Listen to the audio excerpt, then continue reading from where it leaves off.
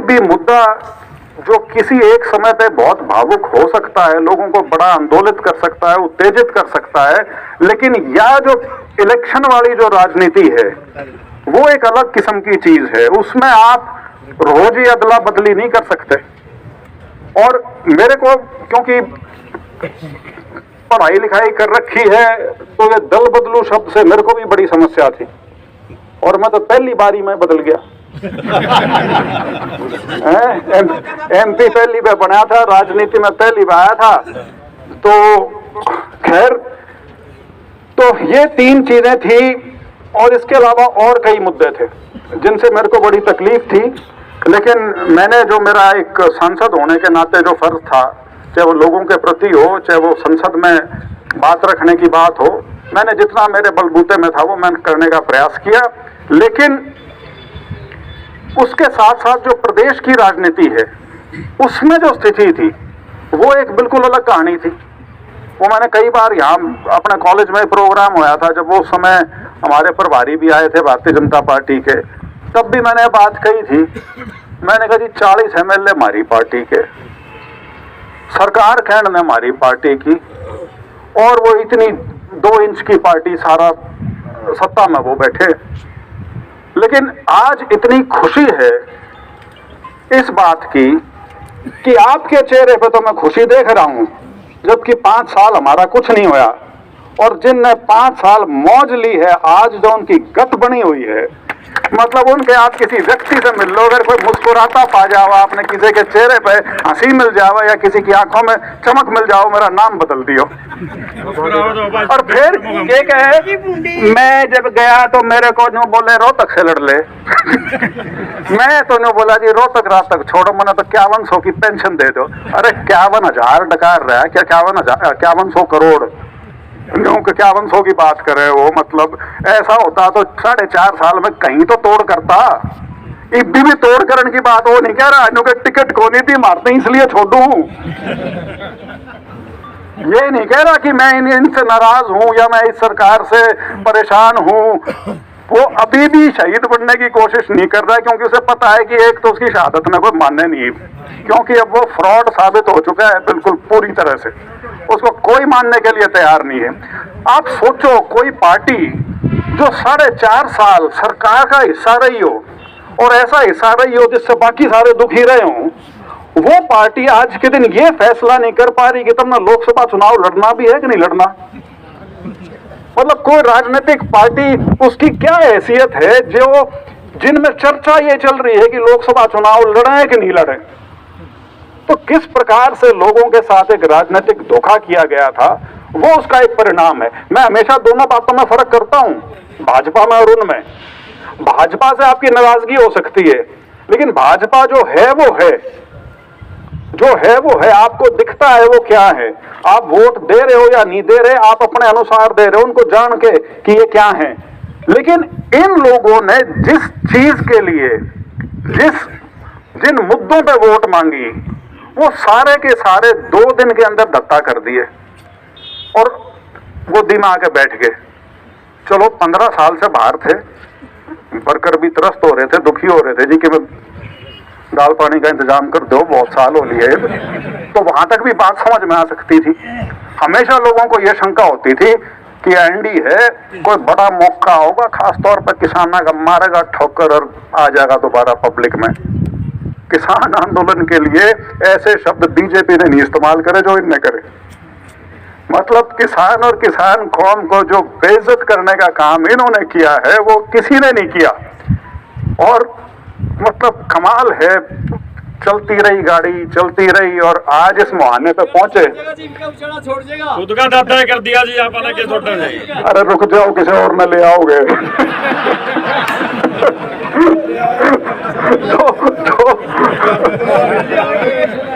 तो ये कुछ, ये 3-4 मोटी मोटी चीजें थी। हाँ, लेकिन ये है कि मैं कोई राजनीति में 26-27 की उम्र में नहीं आया हुआ। मैं अच्छी खासी नौकरी करके आ रहा हूँ। ये मेरे को हालांकि युवा नेता कहते रहे, लेकिन मैं 50 टप रहा हूँ।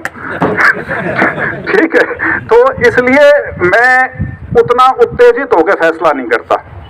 लेकिन ये फैसला मैंने अपने पिताजी को काफी समय पहले बता दिया था। मेरे पिताजी के खास तौर पे जो उनके कई पुराने साथी हैं, 40-40 साल पुराने, उनके साथ आज से 1.5-2 साल पहले भी जब बात होती थी ना, तो उन्होंने क्या करते, भाई तेरी चुपचाप क्या है, मैंने कि कोई बात करें, कोई मंत्रिमंडल का विस्तार हो उसकी बात करें, मैं जब सारी बात से मैं छिक लेता ना, मैं न्यू क्या करता, मैं अरे रहना ही नहीं चाहता, तुम बात क्या कर रहे हो। तो मेरे को बहुत लोगों ने कहा, जी आप फलाने से क्यों नहीं मिलते, आप ढगड़े से क्यों नहीं मिलते, आप संघ के लोगों से क्यों नहीं मिलते। मैंने कहा मेरा मिलन का जी को नहीं करता जहां पे नहीं मिलता, और मांगन खातर मैं मिलूं नहीं, मांगा मैंने कहते अपने बाप पे नहीं, इन पर तो मांगू क्या था। तो इस प्रकार की स्थिति थी। तो और आपके साथ एक और चीज साझा करूं, जब ये राहुल गांधी की जब ये पहली भारत जोड़ो यात्रा इसने, इसका ये मतलब नहीं है कि ये छोटी चीज है, तो मेरे लिए लेकिन बहुत जल्दी मेरे को ये समझ में आनी शुरू हो गई थी, क्योंकि मेरे जितने भी साथी वहां बने संसद में, मेरा जो जिनके बीच में मैं था उनसे मेरा मेल नहीं खाता था किसी भी तरह का, ना तो मैं वैचारिक रूप से उनकी तरह सोच पाता था और ना व्यक्तिगत तौर पे। और मैं आपको सही बताऊं, मेरे अंदर नफरत लेश मात्र भी नहीं। और वहां पे कुछ ऐसा है कि आपको 1-2 जगह एक कुछ ऐसी बातें कहनी पड़ती हैं, या ऐसे ये क्या करें, अपेक्षित ऐसी बातें अपेक्षित होती है अपनी पार्टी के नेताओं से या कार्यकर्ताओं से, वो मेरे बस का नहीं था। खैर, लेकिन क्योंकि मैं संसद में गया था, मैंने जितना मैं अपने अंदर अपनी आत्मा को समझा के जितना मैं कर सकता था, मैंने अपनी तरफ से ठीक करने का प्रयास किया। लेकिन जैसे मैंने अपने इंटरव्यूज में भी कई बार कहा है, मैं बहुत असहज था वहां पे। जैसे मैंने कहा, मेरा मन नहीं लगता था, मेरे को ना उनकी बात अच्छी लगा करती, ना जिस तरह से वो उस बात को करते थे मेरे को कभी अच्छा नहीं लगता था। मैं आपको ईमानदारी से बताता हूँ, पूरी शिक्षा दीक्षा जो थी वो सब मेरे को ये लगता था कि किस लिए करी थी, अगर ये सब सुनना था यहाँ पे। तो जिस जवाहरलाल नेहरू ने इस देश की संरचना करी, ये सुनिश्चित किया कि ये देश एक रहे, विभाजित ना हो। ये मैं बात इसलिए कह रहा हूं कि आज के दिन नेहरू को एक भद्दा नाम बना दिया है इन लोगों ने, और मेरी पूरी शिक्षा दीक्षा जो है उसमें कहीं ऐसा आभास नहीं हो सकता कि उनकी भूमिका को आप कलंकित कर सको। जिस आदमी ने लंबा राज करा हो उसमें आप 36 कमियां निकाल सकते हो, लेकिन ये मत भूलो वो समय कौन सा था। आप नए आजाद हुए थे 200 साल की गुलामी के बाद, आपका उस समय ताजा ताजा बंटवारा हुआ था, आपके पास लोगों को खिलाने के लिए कुछ नहीं था, आपके देश के ऊपर विभाजन की दूसरी स्थिति भी पैदा हुई थी। ऐसा नहीं था कि वो सिर्फ एक बंटवारा हो गया था और वही बात खत्म हो गई थी। जो उस समय के जो बुद्धिजीवी विद्वान लोग हैं उनका यह मानना था कि हिंदुस्तान में जिस प्रकार की विभिन्नता है, जो पाकिस्तान तो फिर भी क्योंकि एक धर्म के हिसाब से बना है, न्यू का न्यू खड़ा होगा, ये हिंदुस्तान तो इस पे पता नहीं कितने टुकड़ों में बटेगा। लेकिन वो एक दूरदर्शिता थी जो संविधान हमको दिया, जो हम सारे जो इलेक्शन वाली मशीन जो बन रहे हैं सारे के सारे, और जो इतना चस्का आ रहा है सब नहीं वोट देने का और वोट के टाइम स्वाद लेने का, ये सारी की सारी तब की देन है। ये जो सरकारों को बदलना, उठा पटक करना, अपने मन मुताबिक अपनी सरकार बनाना, ये सिर्फ उस संविधान की देन है जो के लिए लड़ाई लड़ी। उन्हें आज के दिन 70 साल के बाद एक ऐसा लोगों का समूह जिनकी उस लड़ाई में कोई भूमिका नहीं रही, दिन रात गाली बकते हैं और हम सुनकर ताली में जाते हैं। क्यों? क्योंकि हम इतिहास नहीं पढ़ते। जो हम ये व्हाट्सएप पे देख लेते हैं वो हमारे लिए सच्चाई हो जाती है। चीन इतने 1000 किलोमीटर खा गया, फलाना हो गया, ढिमकाना हो गया, ईब क्या हो रहा है? ईब क्या हो रहा है? ईब भी वो है, लेकिन अब हम मजबूती में हैं। उस समय हम बहुत कमजोर थे। उस समय आपने बेरा हिंदुस्तान का पहला बजट जो था 1948 में जो पेश हुआ वो कितने करोड़ का था? तो थोड़ा बता दूं क्योंकि ये आंकड़े नहीं लगा कर क्यों इसी बात कर रहा है। आज के दिन हमारा जो बजट है इस साल का वो 47 लाख करोड़ का है। 1948 का जो बजट था वो सारा ही 197 करोड़ का था, 200 करोड़ का भी बजट को नहीं था वो। और उस 197 करोड़ में से 92 करोड़ सिर्फ और सिर्फ हमारी ये जो फौज है इसके लिए था। तो स्थिति वो थी कि वो क्या क्या करें, नंगा नावक है निचोड़े के। तो ये इस स्थिति से हम उभरे थे। और अपने इर्द गिर्द नजर फैला के देखना, खासतौर पे जवान बच्चे हैं, मैं इनको संबोधित कर रहा हूँ, जो मेरे से ऊपर वाली पीढ़ी है या जो थोड़े मेरे बराबर के भी हैं, उनके तो जो बात समझ में आ रही है वो आ रही है, क्योंकि युवा पीढ़ी है जो प्रभावित हुई है इन नई नई चीजों से। ये नया नया जो शगुफा छोड़ रखा है कि ये सारों ने पता नहीं क्या मिलकर सत्यानाश कर दिया था। उस समय जितने भी देश आजाद हुए थे, चाहे वो हिंदुस्तान के इर्द गिर्द थे, चाहे वो दुनिया में थे, वो या तो विभाजित हुए हैं, या उनके अंदर सिविल वॉर चली हैं, और या उनके अंदर तानाशाही का राज हुआ है। कहीं पे भी संविधान के हिसाब से लोकतंत्र यदि स्थापित रहा है और देश मजबूती से एक रहा है तो सिर्फ हिंदुस्तान में रहा है और कहीं नहीं रहा। तो ये एक शुरुआत थी। ये शुरुआत का मैंने जिक्र किस लिए किया है, ये मैंने प्रेस में अभी तक जिक्र नहीं किया। जो पहला सेशन जब चला था, जब धारा 370 और 35 हटाई गई थी, उसके अंदर जो भाषण दिया गया था, वो भाषण 370 और 35 के बारे में कम था और नेहरू को गाड़ पकड़ का ज्यादा था। मेरी आत्मा इतनी उस समय दुखी हुई थी। मेरा एक दोस्त है जिसका मैं बहुत सम्मान करता हूँ, स्कूल कॉलेज से मेरे साथ पढ़ा है वो। मैं जब वह भाषण चल रहा था ना, मैं उतना तंग हो लिया था उस भाषण से कि मैं बाहर आके मैंने अपने उस दोस्त को फोन करा।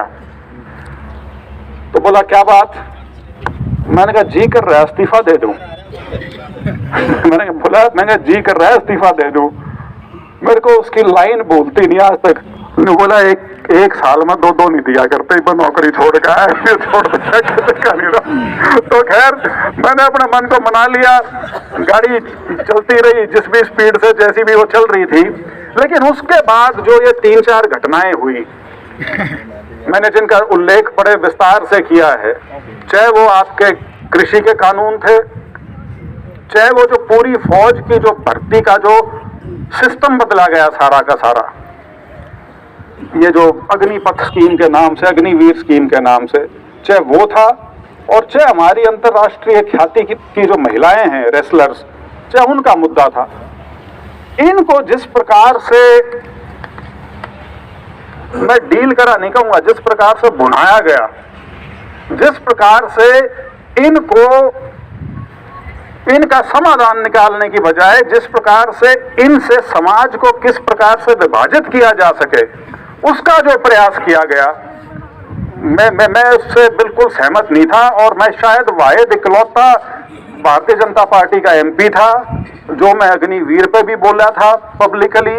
मैं महिलाओं के पहलवानों के पक्ष में भी आया था, और मेरे पिताजी तो किसान आंदोलन के लिए उनके वहां जाके भी बारने बैठ गए थे भाई। हाँ, लेकिन ये है कि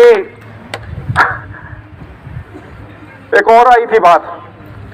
एक तो मैंने आपको जिक्र करा कि जो पहले वाला इस्तीफा जब मैंने सोची थी, जब वो बोला कि एक साल में दो नहीं दिया करते, जब एक किसान आंदोलन पूरा जब उरूज पे चढ़ा ना, तो मैं एक दिन, एक मेरे वरिष्ठ सांसद हैं हरियाणा से, नाम नहीं लूंगा क्योंकि आजकल वो ठीक नहीं रहता, पार्टी भी बदल ली मैंने, और न्यू कहेगा तू मेरी क्यों सीधी कर रहा है। तो मैं उनके साथ बैठा सेंट्रल हॉल में, मैंने कही जी मेरा कतई जी नहीं कर रहा है ये बात। तो मैंने कहा हालात जो है वो वाजबात भी एक हुई थी, क्योंकि मेरी बहुत बहस हो जाती थी पार्लियामेंट में, सेंट्रल हॉल में जब हम बैठते थे। लोग क्या करते, देखो क्या बेवकूफ़ी का काम कर रहा है, के करके क्या फायदा है, फलाना ढिमकाना। और मैं उनके बीच में घुला रहा करता अपनी पार्टी वालों में। मैंने कहा यार ईसाई काम है तो तू चाल ले 4000 किलोमीटर नाते है तेने कोई। ठीक है, और ये सिर्फ चालना नहीं है, सारा दिन सुबह से शाम तक हर आदमी आपके कान में आके बात करना चाहता है, हर आदमी आपका हाथ पकड़ के फोटो खिंचवाना चाहता है, और हर आदमी आपका इस्तेमाल करना चाहता है। और आपको ये पता होते हुए भी आपको संयम बरतना है, और 5 महीने या 6 महीने लगातार आपको 4000 किलोमीटर चलना है। मैंने कहा इतना सौखा होता तो कोई और कर लेता आज तक। महात्मा गांधी की दांडी यात्रा थी, मेरा क्या किलोमीटर की थी वह, 320 किलोमीटर, 330 किलोमीटर या कितनी थी।